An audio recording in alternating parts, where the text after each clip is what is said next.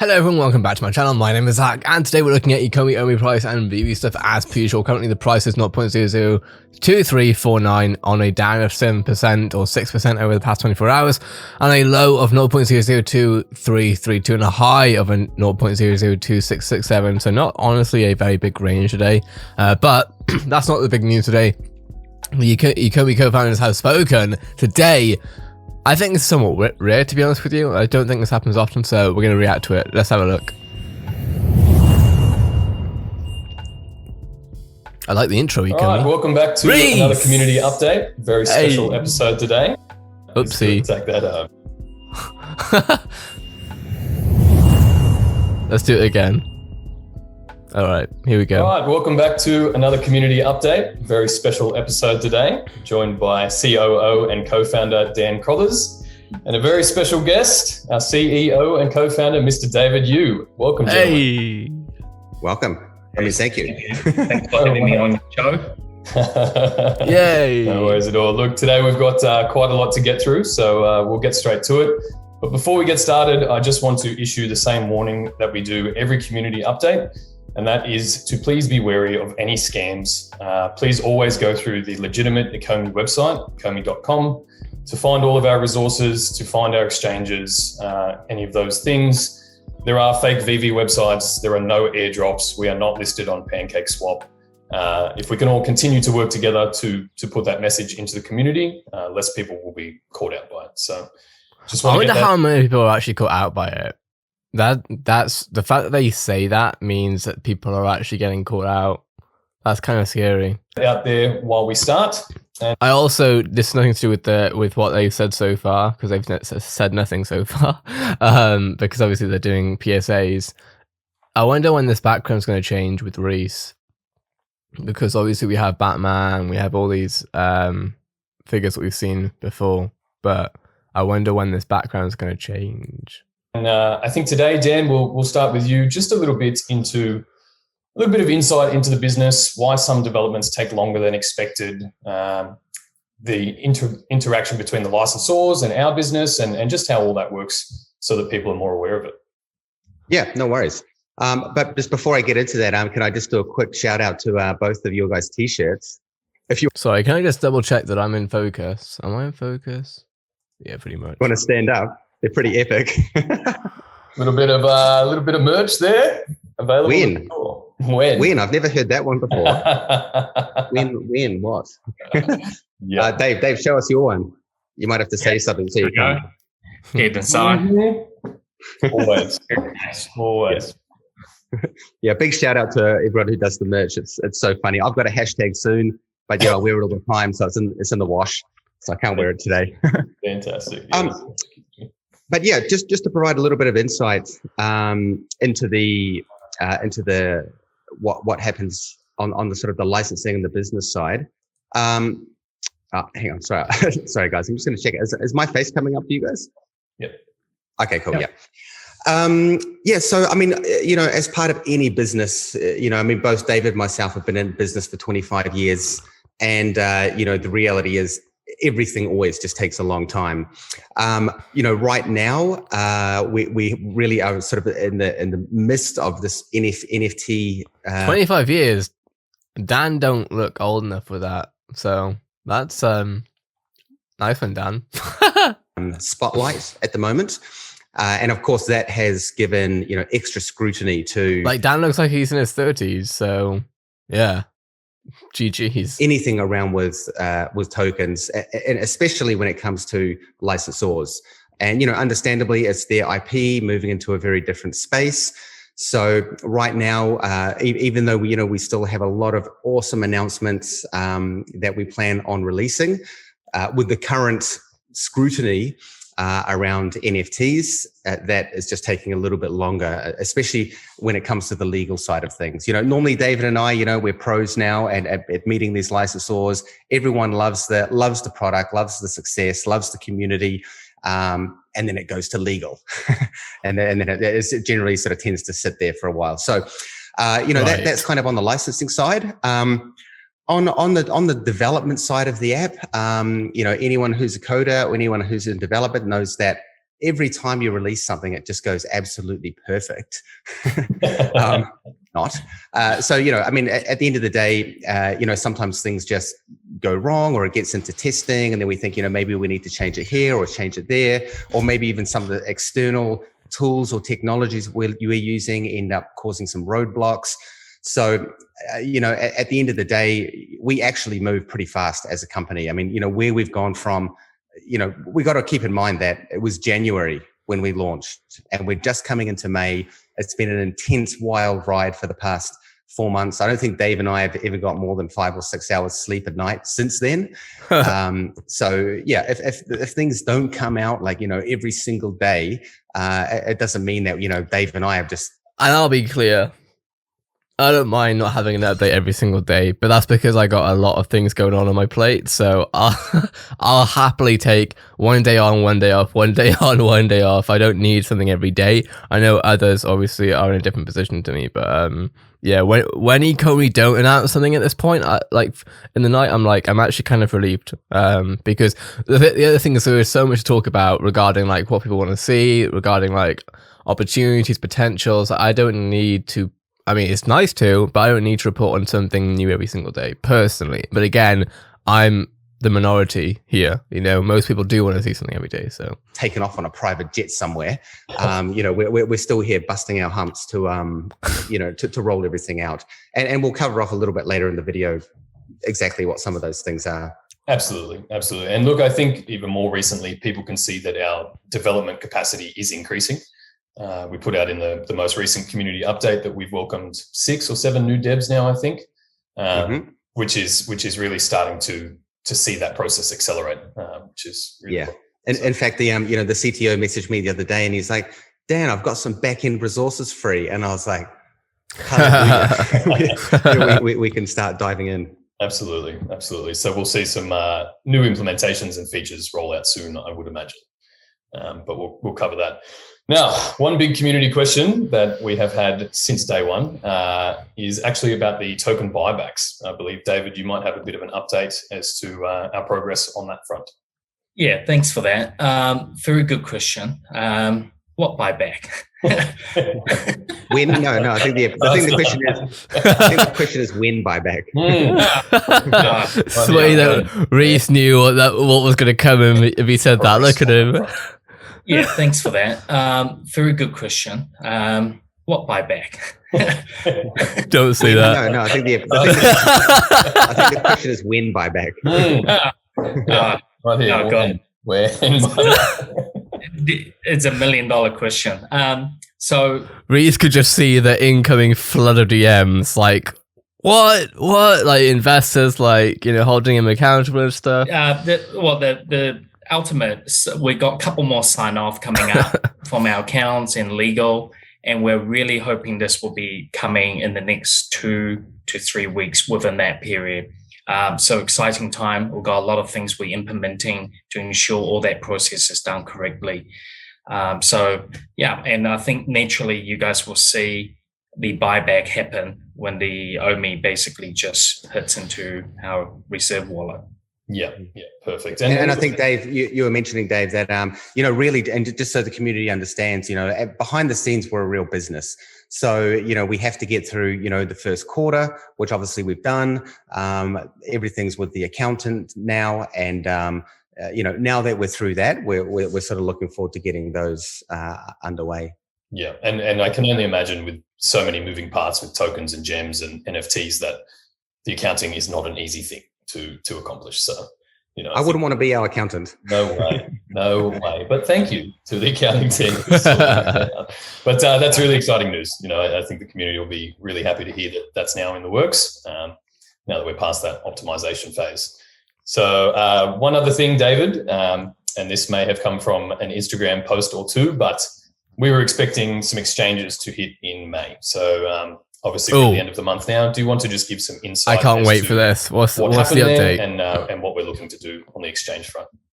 Yeah, so I mean, one of the biggest thing is I think the community is they want better access to better exchanges, to have better access to the OMI tokens, to trade them or to onboard themselves. There are some limitations on some certain exchange doesn't operate in certain jurisdictions. Now we understand the frustrations, and we understand this is a very sensitive topic. Rest assure you, number one is we do have new team members on board that is looking at all our tokens, our exchange relationships with the exchange vendors. We do have exchanges that have been executed and signed, but some of them are coming out with some technical difficulties. Both myself and Dan, we had to decide to go, well, do we go down the route of immutable coming up? As you guys probably heard early on this week, we announced moving into a ERC20 and another. So we are going to be looking at, existing exchanges that already support GoChain. So some of these technical side of things, and, we just have to be a bit more sensitive, and also logistically, how much resource do we put onto each of these? And we're working through these. We were hoping we have a new exchange ready, and I think there's rumors out there. I think someone showed me one of their portfolio thing when they type in it popped up. So and that exchange had some difficulties at the end, and just slight delay, but we definitely understand the frustrations and the importance of having these liquidity happening. Yeah, absolutely. So just to reiterate there, some of these exchanges have had some issues with GoChain, our current blockchain provider. Obviously, the move to immutable will open us up to a lot more exchanges, because integrating with ERC20 tokens is much easier than integrating a brand new chain.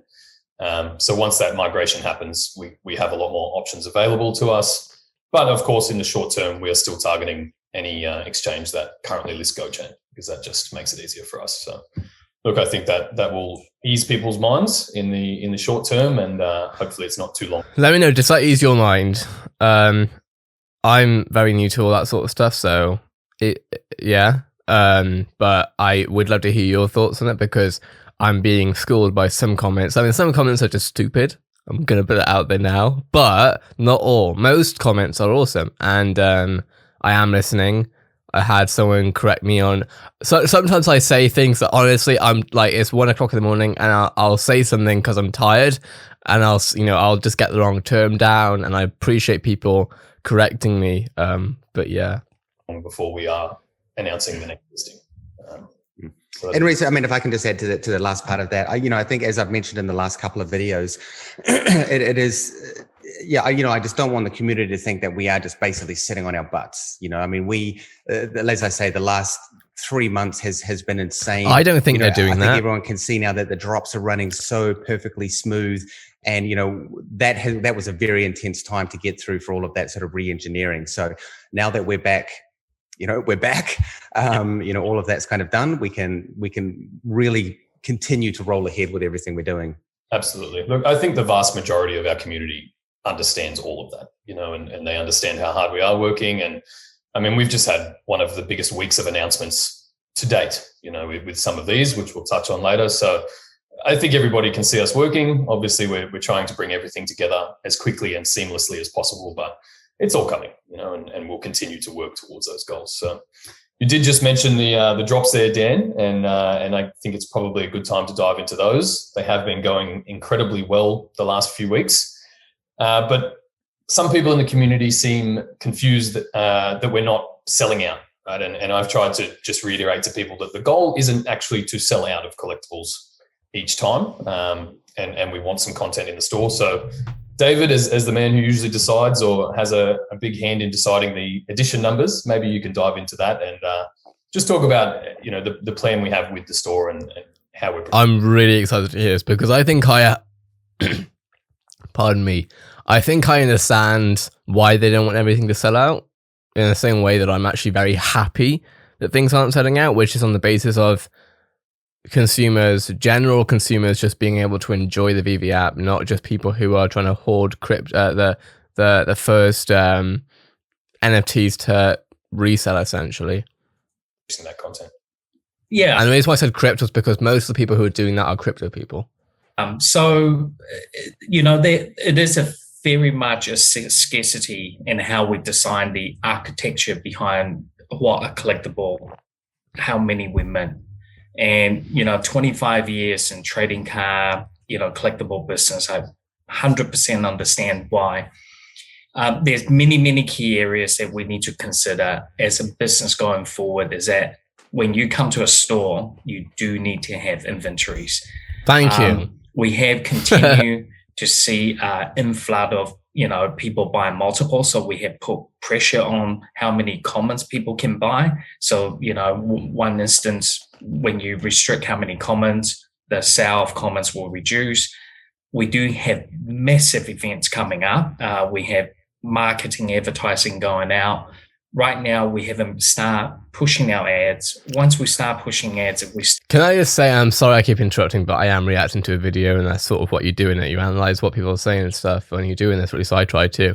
I am so okay. So over the past like few days, a lot of stuff has been going on in other games that I cover. I say other games, like this is a game. This isn't a game. But I honestly, the stuff that I do here, I almost see VeVe like a game. In as much as like in games, there are constant updates that you have to report on, etc. Right now, things have been going crazy with myself and Valorant. Valorant is a game actually that's made by Riot Games, which is the company that Trevor, the Ecomi lead content producer, used to work at. And over the next few days, I'm also going to be very busy on that because Riot works with me on certain things, and things are looking very exciting. And I've got a lot more followers in Valorant than I have on here, which means that there's a certain, you know, pressure, and people want to, you know, I got to report on stuff, right? That's part of my job. So, but at the same time, on that same leg, you know, the reason why people listen to me there is because I have something to bring, and I have similar thoughts with Ecomi and VeVe. Once I have a bit more time, that I'm assuming it's going to be next week, probably Wednesday or Tuesday even onwards. Sunday's going to be really busy, but I'm really hoping to go over some marketing aspects of VeVe. There are certain things that I'm so excited to see VeVe be able to do. I've already made a video about $1 billion in marketing and free marketing through earned media, and I'm going to be talking about all the avenues that VeVe can take to really acquire a much larger user base. And the thing is, now that they're on Immutable, the app seems to be scalable from what I understand. I don't understand how it works because I'm not a techie, but I understand that Immutable is scalable, you know, so many trades per second, this, that, and the other. So if they have, if they have the systems in place where they can take on many millions of users, then I think ready to start talking about how can they bring those users in, you know, not just through YouTube ads, because YouTube ads are not it. They do help. They're great for awareness. They're great for impressions by all means. And that's a key part of customer acquisition, but it's not influencer marketing. And we're going to go over that later on. Start onboarding all these new users. We do not want them to go into a store with nothing to purchase. And what our users really need to understand is that we understand collectability and, you know, the scarcity. A common could be ultra rare or even rare than rare out there. Why?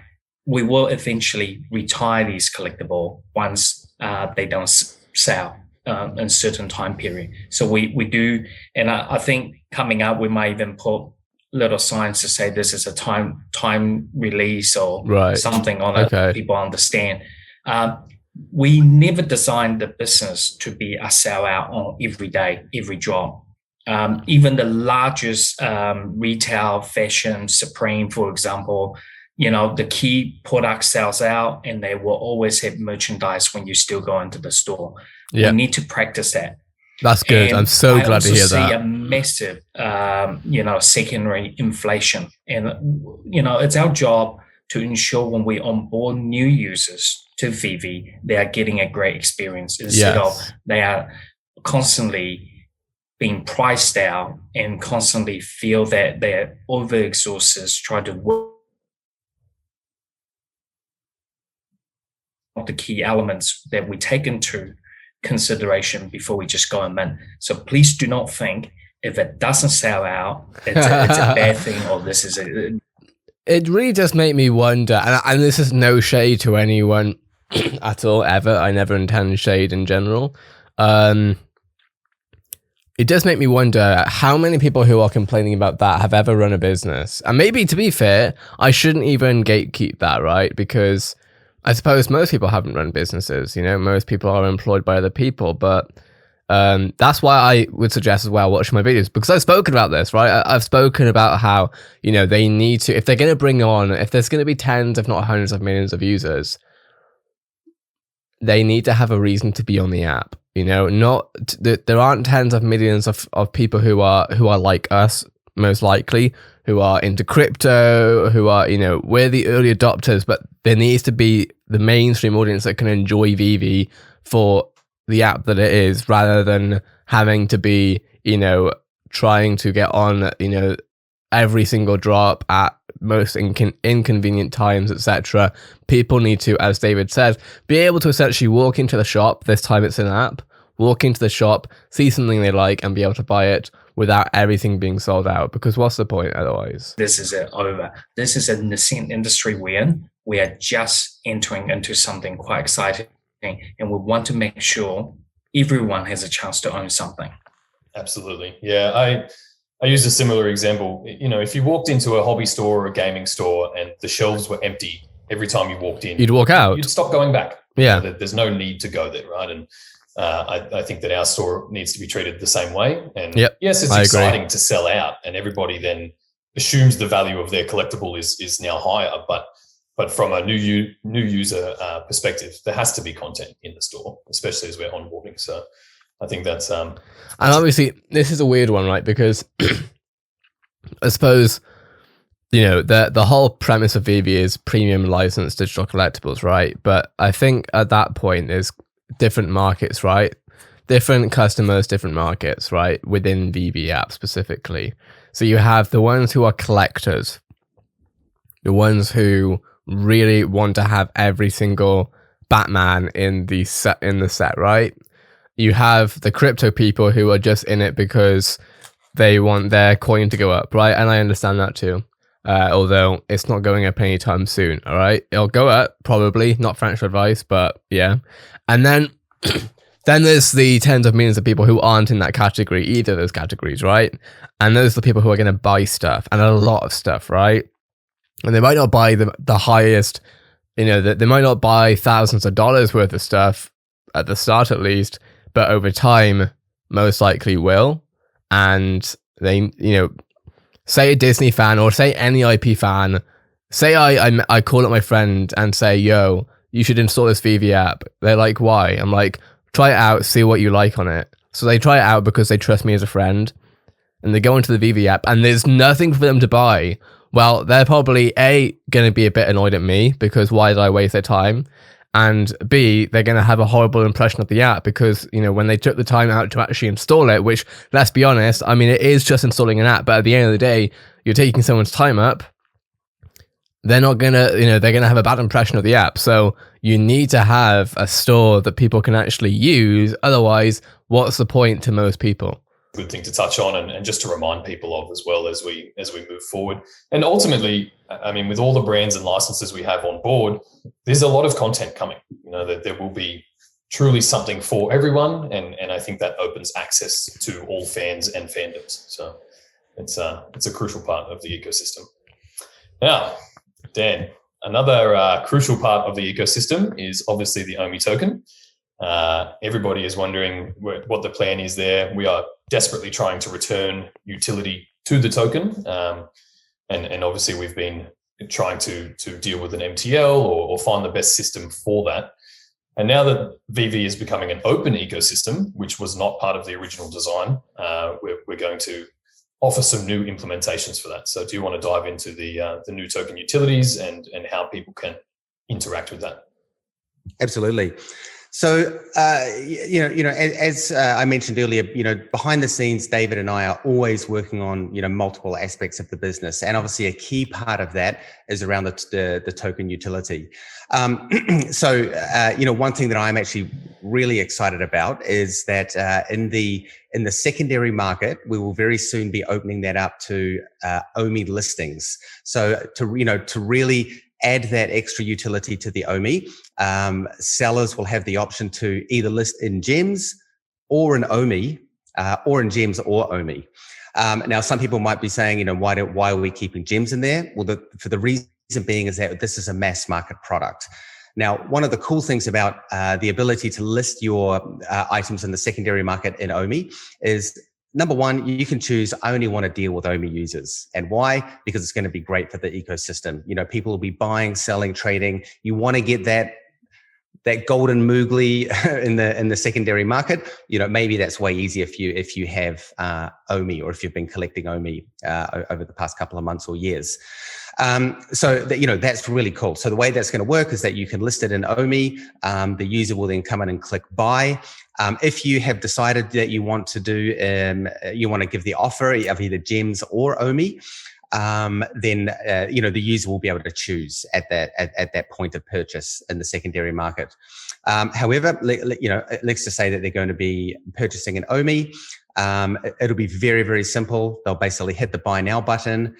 It will obviously check the buyer's wallet, and then once they confirm that, it'll basically send the OMI from the buyer to the seller's wallet. And that's the wallet that will be associated with your OMI account. So, Sure. I think this is an awesome first step into our, really bringing back a lot of the token utility. Sure. I think, as I've mentioned in the past couple of videos, this is definitely something that we are absolutely conscious of and focusing on. And then in the coming future, we will also start to do that in the primary market as well. So you can use your OMI to buy collectibles in the primary market. However, there are some caveats on that, and that it will be a percentage of collectibles that get sold. Why? For the reason being is that with every collectible that we sell in the primary market, there is associated expenses that we have to pay as a company. Number one, the new collectibles that we have coming, the epic ones, they're not cheap. So we have to cover the cost. We've also got to pay for, licensing fees. And then on top of that, of course, is all of the, just the general admin. As you mentioned, Reese, our team is growing, and much to Dave's disgrace. So is the staff bill. So yeah, I think this is going to be a really good step. Rather, you can just go straight from OMI to NFT, which is the ultimate utility. Well, that's what people want, isn't it? Now, one of the other things that I want to bring up just while discussing this point is obviously the ability to cash out gems. So again, David and I have been finalizing all of our final plans around that, and we hope to have that in place very soon. We've sort of finalized the structure, how it's going to work. And one part of that is, of this, because as Reese mentioned, cashing out was never part of the original sort of model that we had. So, when we add something like this in, we need to, really do an analysis to make sure everything's working. Now, one of the issues is that right now, for every gem we have in the system, we have $1. And that works perfectly. You cash out a gem, you get that dollar. Where the problem in that, and the current model comes in, is that if I send an OMI and I convert that to gems, then all of a sudden that balance goes out of whack. We'll have way more gems in the system than we do actually have dollars to pay out for if someone wants to cash out. Now we could continue on that model, but the issue is that any OMI that comes in and would be converted to gems, we will then have to sell down that OMI in order to get the dollars back that we've just sent out to a user. And I'm sure anyone who's kind of au fait with tokenomics can understand that we've got a massive user base now, and if we are constantly having to sell down OMI, that's going to put the wrong pressure on the tokenomics and the token model. And this is the exact reason that we've thought, let's just go straight to OMI to NFT, because it keeps the utility absolutely in place. It still allows our users to cash out in gems. And you've got to remember, you might buy something in the primary market in OMI, you might then sell it for gems in the secondary market, and then you still have the ability to cash out. So this is a much more rounded, far more balanced kind of ecosystem. Yeah, absolutely. Yeah, I think people will understand we don't want to put all of that sell pressure onto the token. Now, what are we looking at in terms of a timeline for the ability to buy, to be able to cash out from gems with that float? Is that something that's coming with the web platform? Is that something that's coming as a soon integration? Yeah. So the web platform is well underway, web platform and stuff. I've got to be honest with you guys. I'm actually very excited. In the beginning, I was so passionate about the actual mobile app because we've spent so long working on that and really honed it into the product that it is now. But as we started building out the web platform, I've just realized this is, it's going to be epic. Even just the ability to use the showroom to place items in there, moves things around. I'm going to prefer so it easier, when you've got, because I'm at my desk all the time pretty much. So, mobile is cool, but it's also easier to record desktop stuff as a YouTuber. So I'm down with it. A platform. Obviously, if you still want to enjoy the AR and that side of the app, which I'm sure people absolutely will, because you're never going to carry your computer around when you're outside to do some AR. But so all of those features will still remain in the app. But I'm really excited about getting the web platform up. So in terms of timelines, we're still kind of in the midst of it at the moment. So we're working very, very hard, and we want to have it out as fast as we can. But I don't want to promise anything now, because that is a big beast of a platform. It's everything that's in the app going onto the web. Obviously, we're motivated to get it out there very quickly, and we're cranking through the developments on our side. Absolutely. Look, I think that just opens so many more options opens us up to a wider audience. You still get to carry your collectibles around in your pocket and interact with them that way, so you can show off to your friends. But then you have much more usability and functionality once you have the power of the computer behind you as well. So I think whenever that hits, will be a pretty exciting day for sure. So now, gentlemen, David, I believe you have some pretty exciting news to share with people. I know a lot of people are waiting to hear about some of our marketing initiatives and our plans. How are we going to get VeVe into the hands of consumers? I'm pretty happy to have held this one in for a while. If you would like to share a little bit of news we have. Yeah, thanks, Reese. So it is quite important that the business overall, we get new users onboarding, and that's where you create the meat cat effect, where people are networking, people are sharing things, and last year's been very hard. A lot of the expos all been cancelled. And this year, we've been invited and team up with the largest Comic-Con in the world, San Diego Comic-Con 2021. That's happening over July 23rd to 25th. Let's go. This year is going to be running through virtual. And we've got great excitement. I kind of already knew this, because you can imagine how many DMs I've received about this already, which I appreciate everyone who DMs me with news, because there's no way that I'm gonna. That's the thing as well. That's really helpful for me. In Valorant, I kind of can't miss anything because people DM me everything, right? Oftentimes a bit too much. Same thing is starting to happen with Ecomi. And I want to say now, actually, if you follow me on Twitter, and even if you don't, if you find something and you would like to see my take on it or anything like that, or if you would just like to help out, I would really appreciate you tweeting at me, DMing me, etc. My DMs are open always. I might close them at some point, but it's unlikely right now. But you can always tweet at me regardless. People have tweeted at me, and I have shown their tweets. I think actually yesterday that happened. Someone tweeted at myself and Cavell, showing the HoloLens stuff, and we went through it.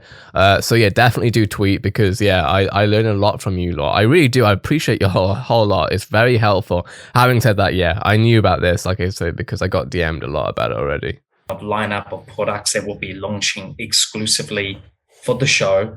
So, hopefully, our audience will participate in this massive. There will be new brands coming on board, new collectibles, new limited edition. There will be pretty much, for the comic fans out there, there'll be something for everyone. So please do keep your eye out. And in the coming weeks, we will be sending out banners on our website, our Twitter, our social media, same as the Comic-Con website. We'll be talking about it.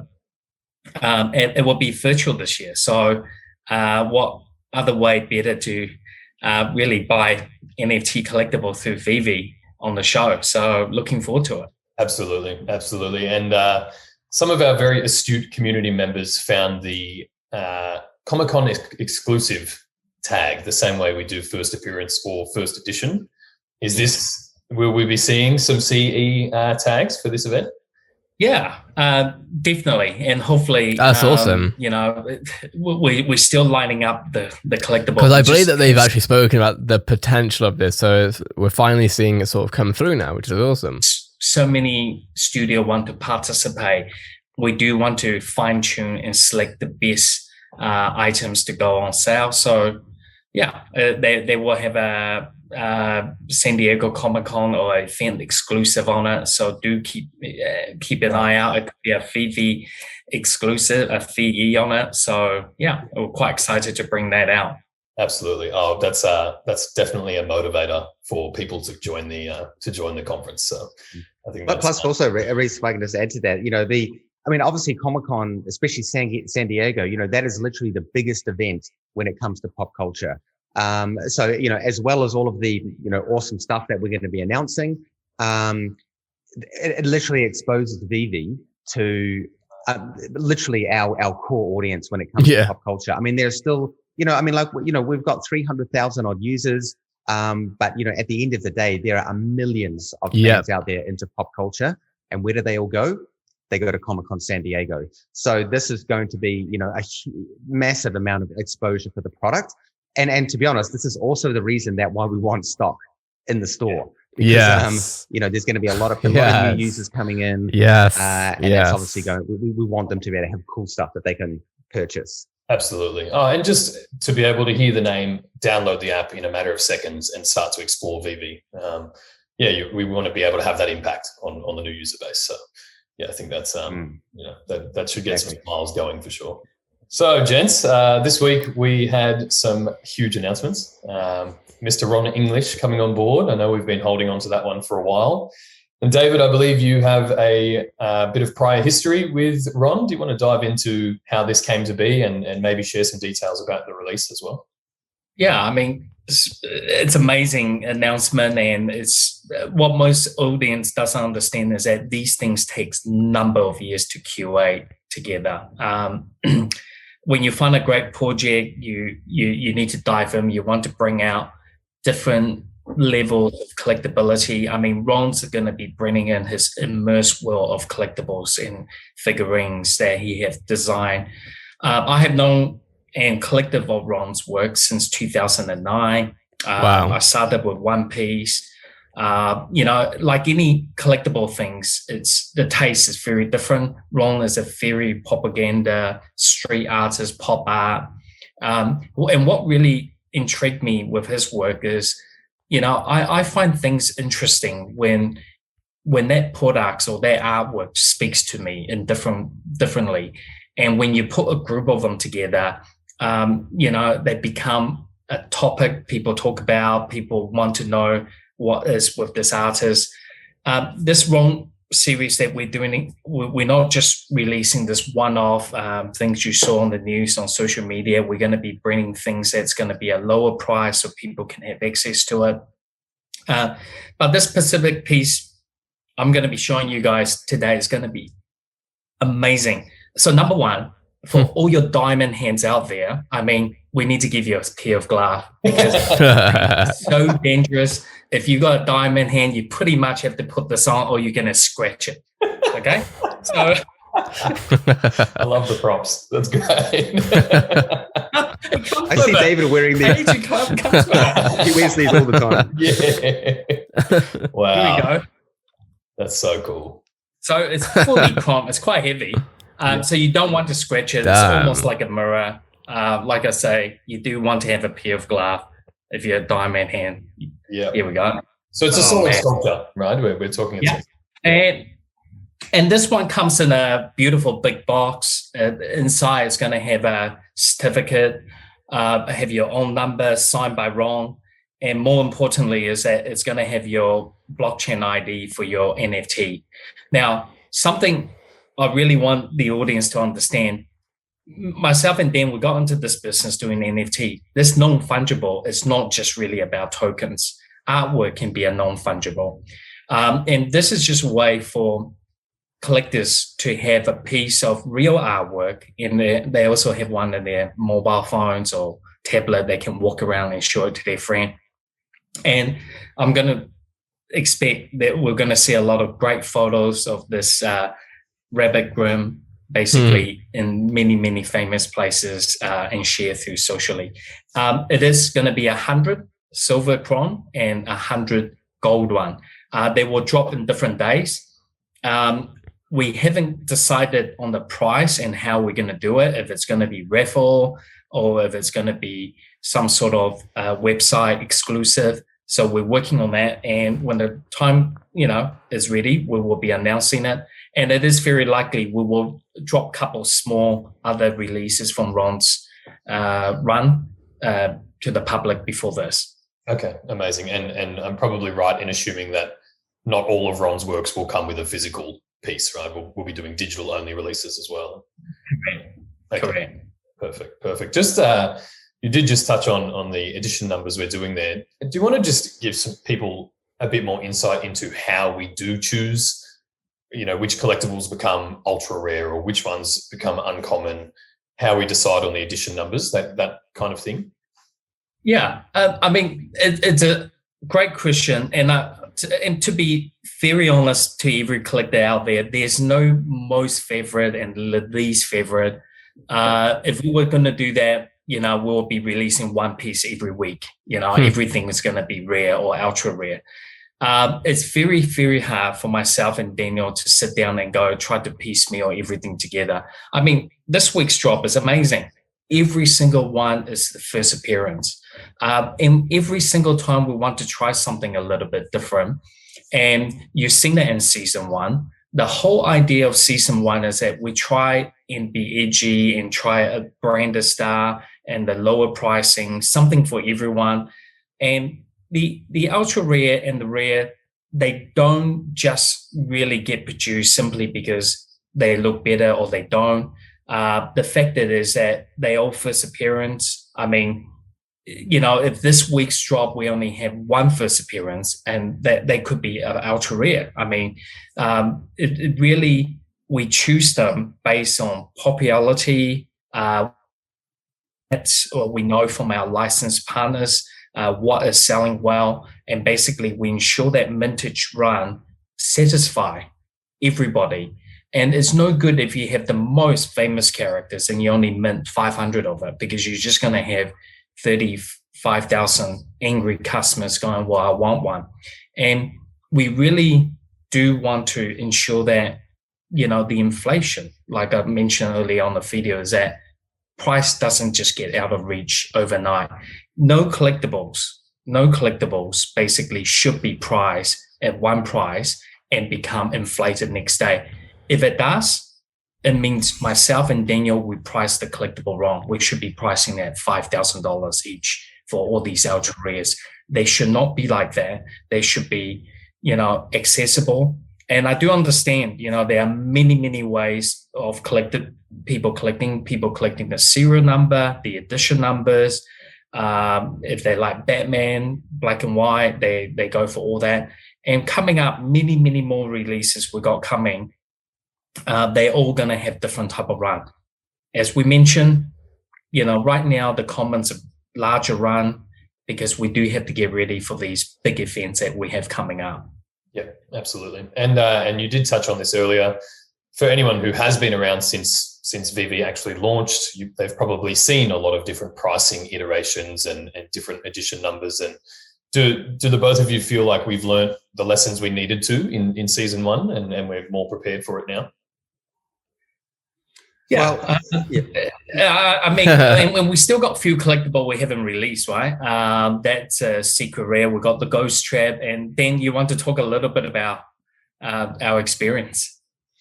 Generally each week, to be completely transparent with you guys, Dave and I will always have a call early on in the week, and we were like, okay, we're dropping this.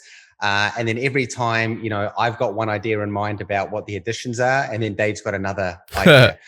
So it's generally like a couple of days of arguing about how many additions there should be. And then at the end of the day, we kind of sort of settle on on what the final number is. But in terms of learning, I think we deal with so many different brands, and so many of those different brands have different popularities. I mean, like, for example, some of the drops we've done that I thought might have been a little bit more low key have completely sold out in a matter of minutes.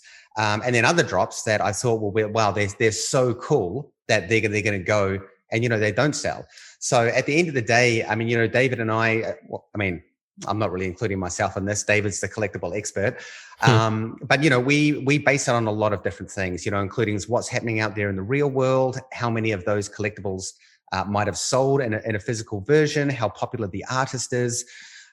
One of the things that we have, really sort of finalized, or I guess made a little bit more of a common format, is always to do with the pricing.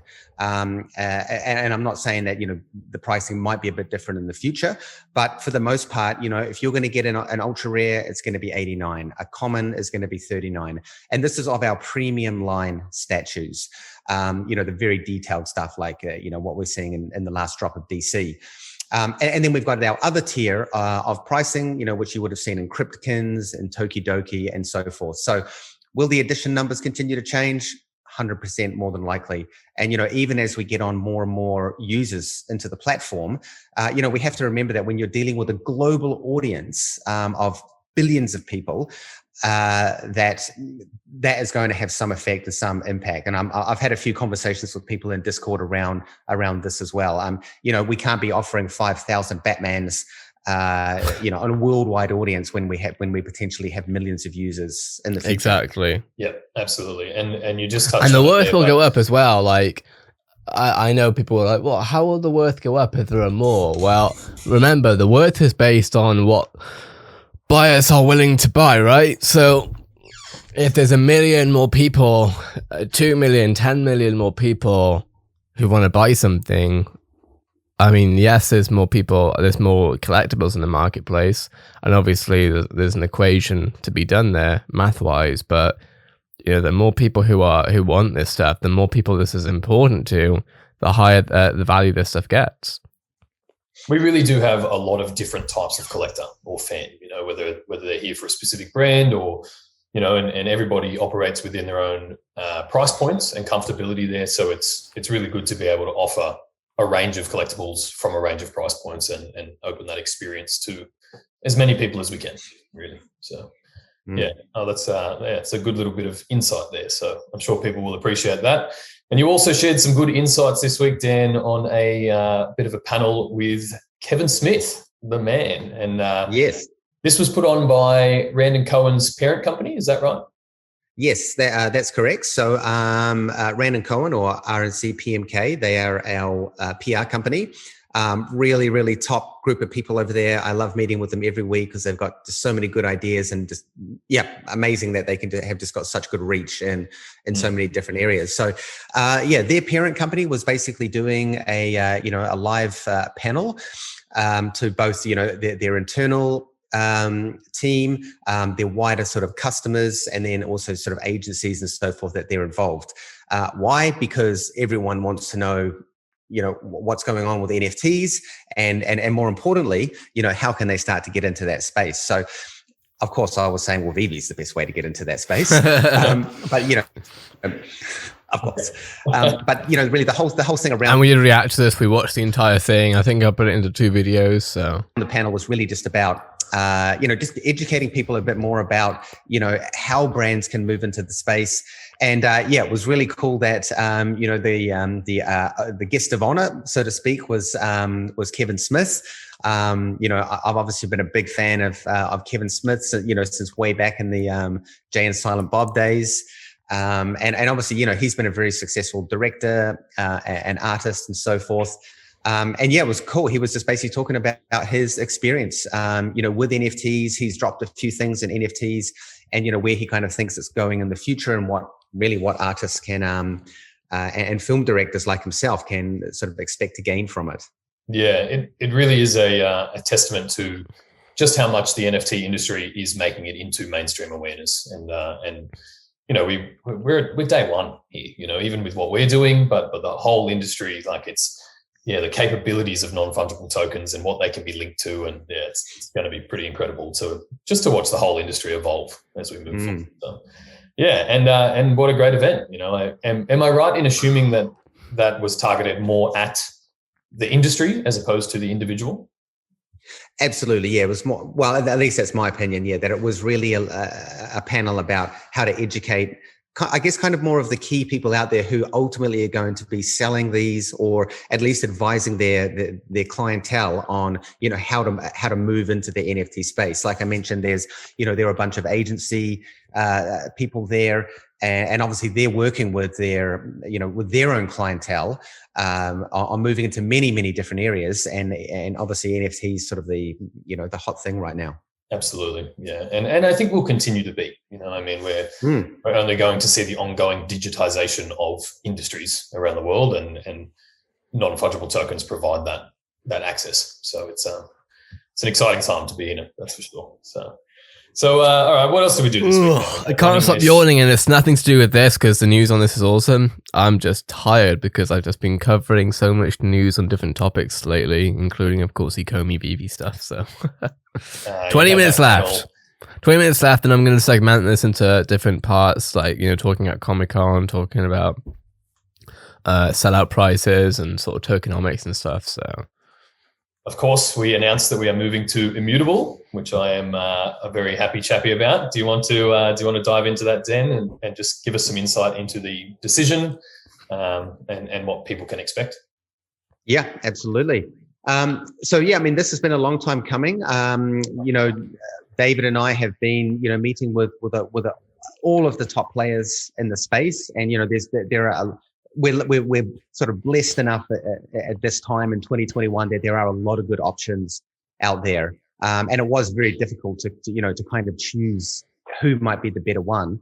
But for us, it came down to like really a key few things, which is number one, it needs to be gasless. For the reason being is that we've already minted in the first few months of operation. We've already minted more than 500,000 NFTs. I don't want to be paying $30 every time I mint an NFT because then there's going to be no VeVe. Yeah. So gasless was a huge thing. The other kind of key factor now is environmental friendliness. Mm-hmm. That's something that always comes up with our licensors. There's still a lot of misinformation out there really around environmentally friendly blockchains. I don't think people understand that there is a huge spectrum of them, where some are less and some are more. So they obviously tick that box. Number three is, we are very strong believers that this digital collectible or NFT industry is here to stay. And a part of that is interoperability. Even talking to our licensors now, they're becoming, far more aware, of how the NFT space works. And a lot of them, want to be interoperable. And I know VeVe is a walled garden now, and I've mentioned why in a number of our previous videos. But the future will be far more open. And so for us, it's making sure that when we do release these, our precious little collectibles out into the open, that they are going to have interoperability with a lot of other platforms. It's just my personal opinion that I think that Ethereum is one that has been around for so long. It is such a common standard. There are solutions in place now like layer 2 that are getting around a lot of the issues that Ethereum has at the moment. And I believe that a lot of those issues is really just a matter of time till they get solved. And then lastly, two last things actually, is that VeVe is a very complex app. It's multiple apps in one. And, really what we need is a technology partner who can integrate with everything else that we have in the product. And I just really felt that Immutable was a great partner for that in terms of a technology provider. And obviously, if you guys don't know, Immutable is backed Gods Unchained, the biggest blockchain game. And obviously it's even leaked over into, the mainstream. So yeah, I mean, really, really good team. And of course they're from down under, like all of us. So, gotta give props to the hood. Yeah, that's fair. That's fair. Yeah, I think Immutable is the best choice we could have made, and I second your opinion that Ethereum is here to stay. It has the biggest network effects. It already has all of the biggest industries built on top of it. NFTs started on Ethereum. DeFi's there. It just opens us up to a much bigger ecosystem and more capabilities there. So and as we touched on earlier, will help us to list the OMI token on more exchanges too. That really opens that part of the ecosystem. Yeah, I think, and actually just to touch on that, Reese, so anyone who has OMI, you don't need to worry, like it's not going to disappear. I mean, basically everything's going to remain pretty much as is. Obviously, when the time comes, and we will communicate this very heavily, that there will be, some sort of token swap that you'll need to do. We will set up a platform very similar to what we did with WOMI, and then you'll be able to swap your existing OMI for the new ERC20 OMI, and everything's just going to be business as usual. So don't, I've seen a couple of comments out there that, oh, doom and gloom, but the reality is it's just going to be the same. Yeah. We're just going to be on a far more interoperable network that is far more open to, exchanges, interoperability, and just a massive community. So overall, I think it's, very positive. Absolutely. And I mean, token swaps are reasonably common in crypto. It's not an unheard of thing. And maybe we'll just take a moment to reiterate that there will undoubtedly be scam sites that pop up at the same time. So, we will continue to put that message out there and make sure that people are. And I'll try and myself, I might even put it in community posts, maybe. I might put up a community post, but I'll probably make videos talking about the different scam sites that come up, just so they can be more, just so it can be a bit more obvious, I guess. People are more aware, and yeah, I am amazed that people get scammed. You got to do your DD, but it is what it is. Legitimate resources, but just put that into your awareness now and just understand that it will happen. So we'll continue to work together to avoid those. All right. It's a long list, gents, but we're definitely getting there. I know that there's been quite a lot of app developments. So I guess after all this, let's chat VeVe. Dan, do you want to run us through some of the new rollouts that have hit the app or are about to hit the app in the next update and what people can expect? Yeah, we've got some pretty cool things this time round. Obviously we listen to the community all the time. And in fact, it makes my job way easier because now the community is like, hey, this is what we want. We hate this. We love that. This part's kind of okay. Whereas up till now, it's kind of, myself and the internal team looking at the product and seeing, how we shape it.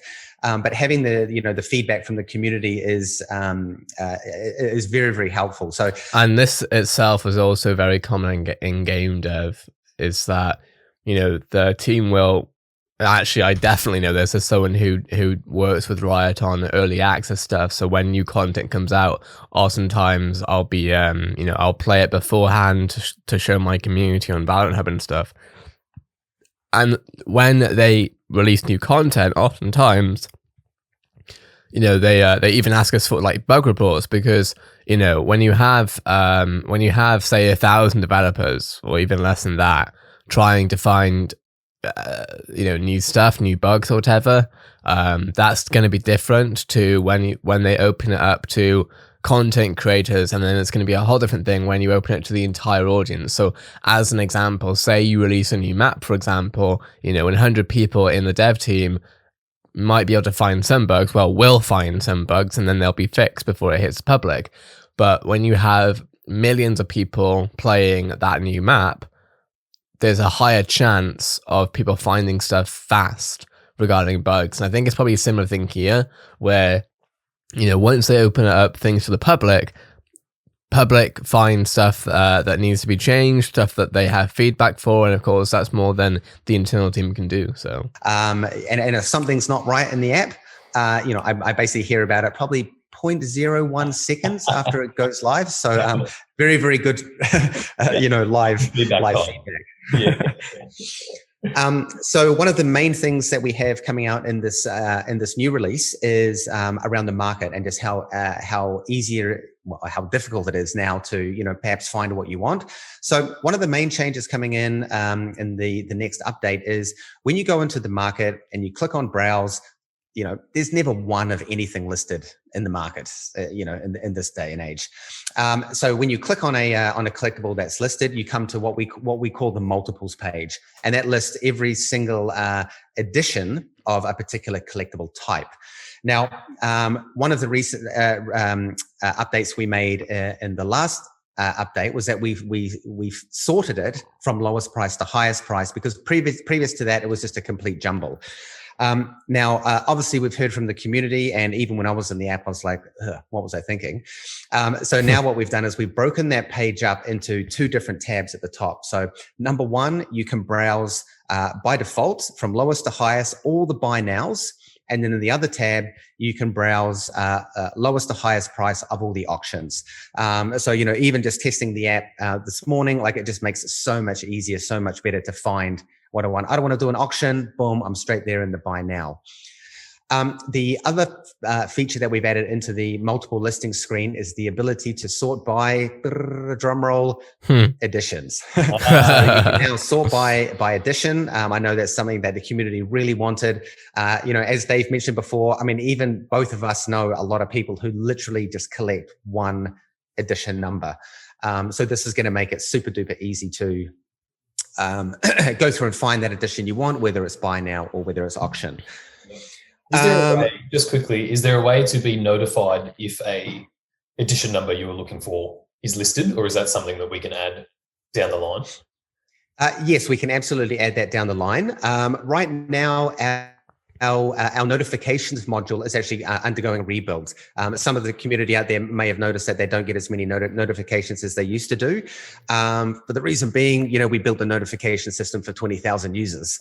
It was one of the things back in the early days that was putting a bit of pressure on the server. So yeah, absolutely. Notifications are going to be coming back in a greater capacity. And then, things like that, the ability to get notified for a certain edition. In the future, we're also going to have the ability for you to make an offer as a user. You see someone post, hey, I'm boasting, I've got Dragon Girl Ultra Rare 888. You're going to be able to click on that and, make an offer to that user. You may not even be thinking of selling it until you get that right offer coming. So awesome. So a couple of other updates. I'm just referring to my list here because there's quite a few.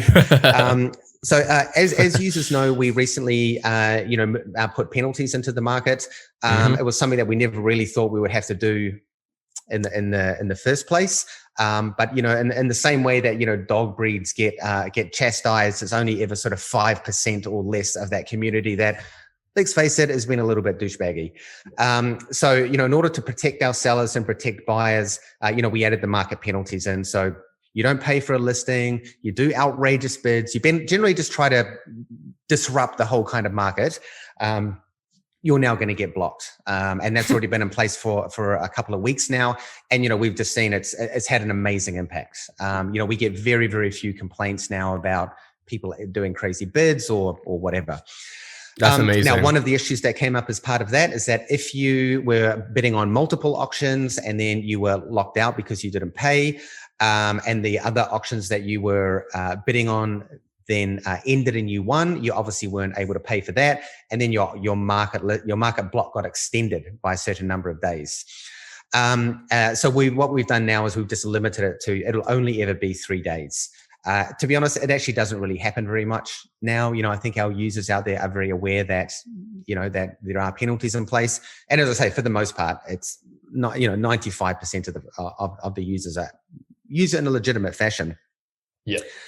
Now, so one of the other things that we've added in is just rate limiting in the app. And basically what that means is that, we know on the technology side how long it takes someone to bid for a bid on an auction, or how long it takes someone to write a comment.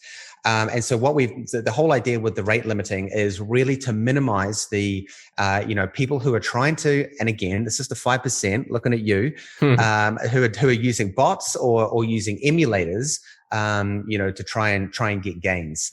So the first part of that was to build in this rate limiting, so that like every second it can't just be hammering the app to place a bid. We know it can't be done in that amount of time. So that's the whole idea around rate limiting. Secondly, just to touch on the bots and emulators, it'll either be this current version of the app update or the one coming early next week, is that for the most part, bots and emulators will be eliminated. There are certain things we've done in the back end that are going to basically prevent any of those users from or any of those apps from getting access to the app. If you are using a bot or you are using an emulator or you're doing something dodgy, you basically, when you try to log into the app, it's going to say your device is not accepted. Let's go. So again, just all of these kind of efforts we're going through to help clean up the market, make it more fair. Oh God, time's running out again. We better hurry up. And we'll give you some more updates when that comes through. Just quickly to duck through here, we also had some fixes go into the OMI balances. There was a couple of users that were having some OMI balance issues. That's now been fixed up. Same with gem transactions. I think what it was is that I'll have to go back and look at the issue. The gem transactions in your gem transaction history wasn't taking into account the secondary market fee, which has all now been updated. There were a couple of users that weren't seeing the payment pending banner, which sits across the top of the app. When they have a payment due, that's now been sort of looked at.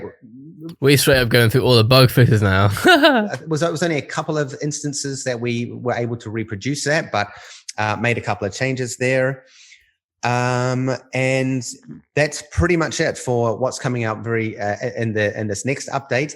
And then Reese, I think we touched on in the last community update we did, we've done a massive update to our rendering engine in the back end. So we've upgraded to the latest technology called URP, which is Universal Render Pipeline. I remember now. This is heavily optimized for mobile, and it allows us to just do, far more cool stuff when it comes to, actually the coloring and the shading of the collectibles, such as we can add glows, we can add, very complex textures to get, different looks. And That's again, amazing. This is just in place because the next level of stuff we have coming are just our next level. So pretty excited to roll that out. So that's upcoming then for new couple of things that are coming in on. next. Obviously, we one of the big things that was what got kind of lost when we did the big the photo editor update is the ability to set a photo for your showroom. So what you're going to be able to do now is if you have a showroom, when you click the little I button in the bottom right corner to edit it, you'll be able to add a photo that you've taken within VeVe to that showroom. So it just makes it look way more attractive on your collection screen. Also, when you share it on the feed, people can have a look. Because honestly, man, I don't know how some people's phones run with the amount of collectibles they have in their showroom. And honestly, credits to people who do that, because it must just take a hell of a long time. Yeah, just plugged in the whole time, I think.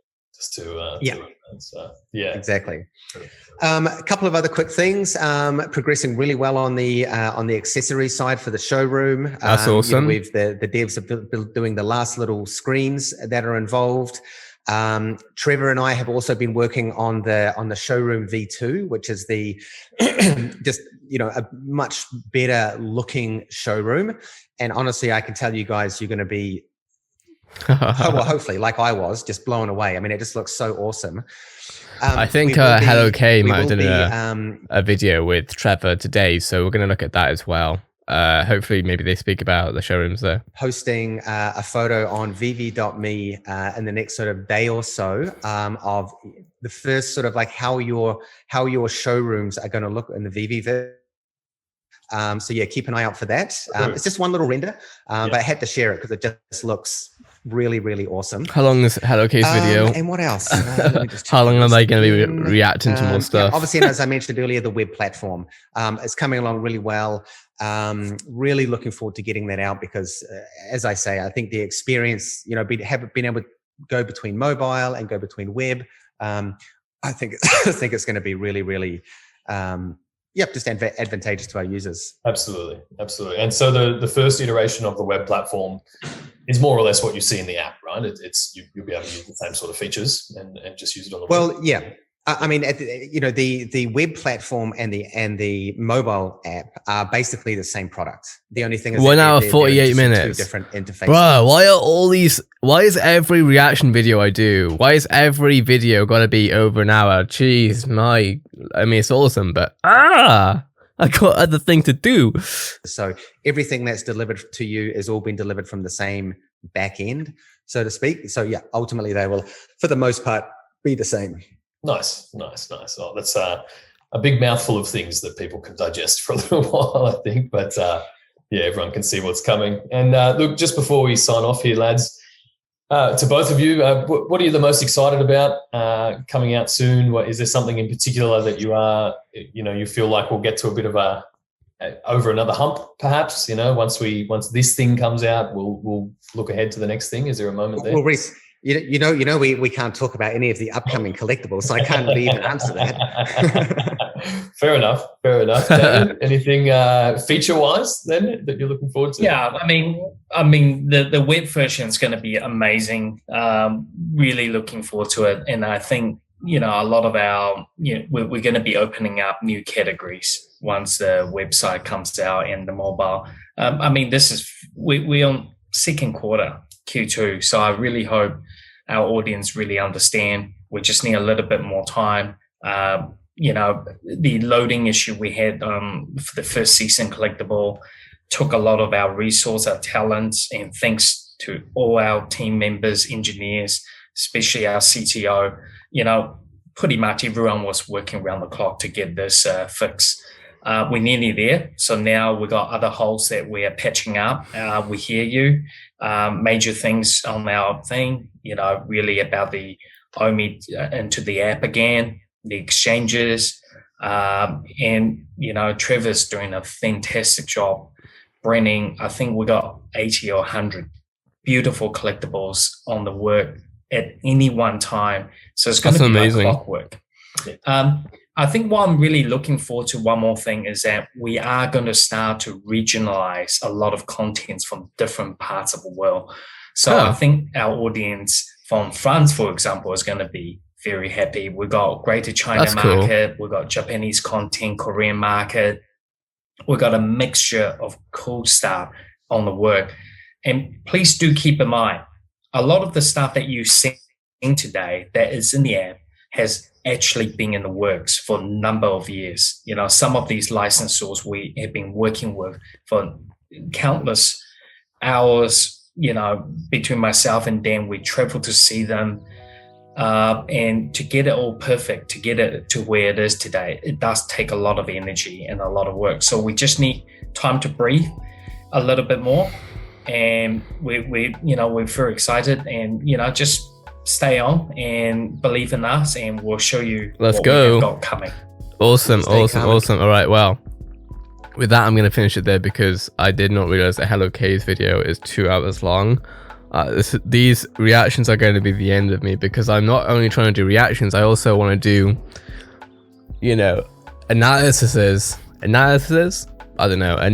I guess, just in general of these things. I want to go over marketing, I want to go over product, etc. And these videos just they're so information packed, there's so much to go over. But anyway, I'm not going to waste any more of my time because I got to get on with it. With that being said, let me know what your thoughts are on what you heard there. Let me know what your thoughts are on the OMI price, but I'm going to get on with it. Actually, before I do, make sure to follow me on Twitter at ZakiZoo.